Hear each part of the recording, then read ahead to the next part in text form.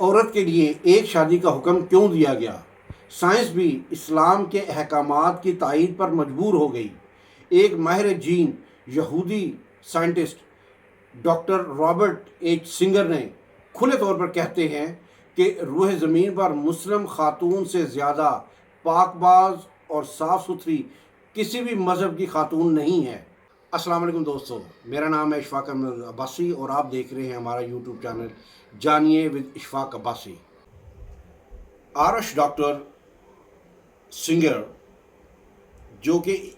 Einstein institute سے منسلک ہیں، ایک پروفیسر ہیں جن کی ساری زندگی انسانی جینس پر تحقیق کرتے ہوئے گزر گئی، انہوں نے سورہ بقرہ کی 2 آیات پر تحقیق کی، ایک سورہ بقرہ کی آیت نمبر 228 اور ایک 234 پر تحقیق کی۔ اب 228 میں فرمایا گیا ہے کہ مطلقات کہتے ہیں جن کو طلاق ہو جائے، اپنے آپ کو 3 حیض تک روکے رکھیں۔ اب قرآن کریم کی اس آیت پر جب اس یہودی پروفیسر نے تحقیق کی تو اس آیت نے ایک حیرت انگیز جدید علم ڈی این اے کے انکشاف کی راہ کو ہموار کیا، اور یہ پتہ چلا کہ مرد کی منی میں پروٹین دوسرے مرد کے مقابلہ میں 62% مختلف ہوتے ہیں، اور عورت کا جسم ایک کمپیوٹر کی مانند ہے۔ جب کوئی مرد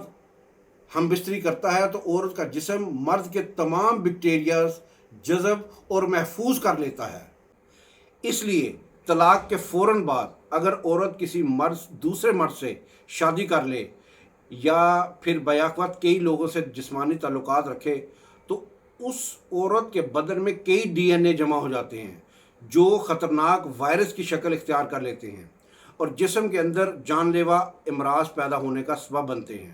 سائنس نے مزید تحقیق کی تو پتہ چلا کہ طلاق کے بعد ایک حیض گزرنے سے 32% سے لے کر 35% تک پروٹین ختم ہوتے ہیں، دوسرا حیض آنے سے 67% سے لے کر 72% تک آدمی کا ڈی این اے زائل ہو جاتا ہے، اور تیسرے حیض میں 99.9% کا خاتمہ ہو جاتا ہے،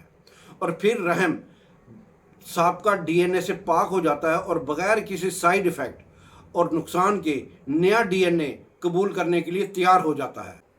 اب آتے ہیں آیت نمبر 234 سورہ بقرہ کی، جس میں فرمایا گیا ہے، اور تم میں سے جس کی وفات ہو جائے اور اپنی بیویاں چھوڑے تو چاہیے کہ وہ 4 ماہ 10 دن اپنے آپ کو روکے رکھیں۔ اس پر جب سائنس نے مزید تحقیق کی کہ طلاق یافتہ کے لیے 3 حیض اور بیوہ کے لیے 4 ماہ 10 دن، تو اس میں کیا حکمت ہے؟ اس حکمت کو جاننے کے لیے بیوہ کی جو عدت اور طلاق شدہ کی جو عدت ہے سے زیادہ کیوں ہے، تو پتہ چلا کہ غم اور حزن کی وجہ سے سابقہ ڈی این اے جلدی ختم نہیں ہوتا، اور اس کی ختم ہونے کے لیے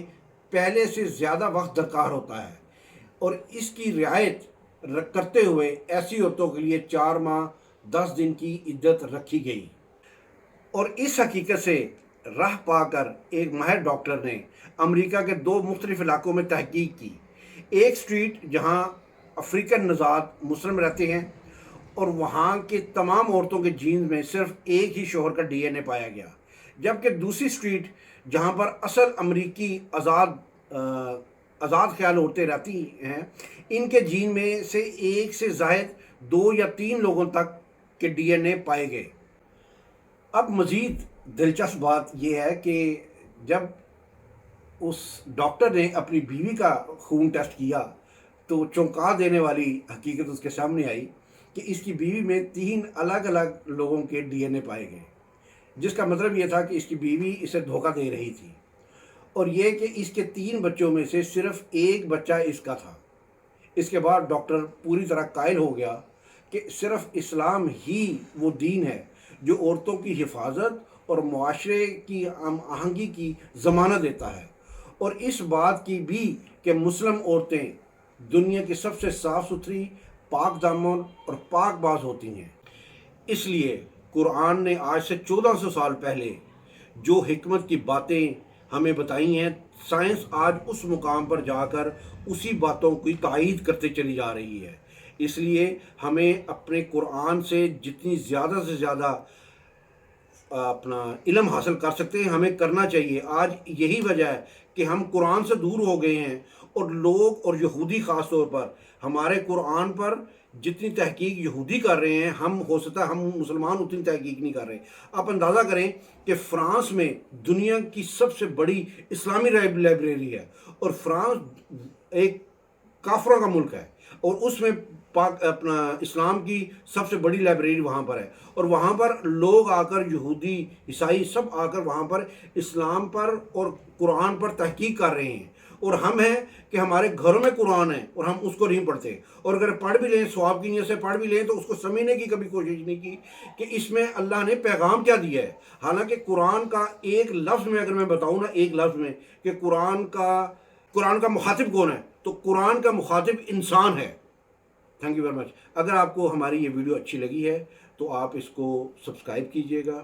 اس کو اپنے دوستوں کے ساتھ شیئر کیجئے گا، بیل آئیکن کو پریس کیجئے گا۔ Thank you very much. السلام علیکم ورحمۃ اللہ وبرکاتہ۔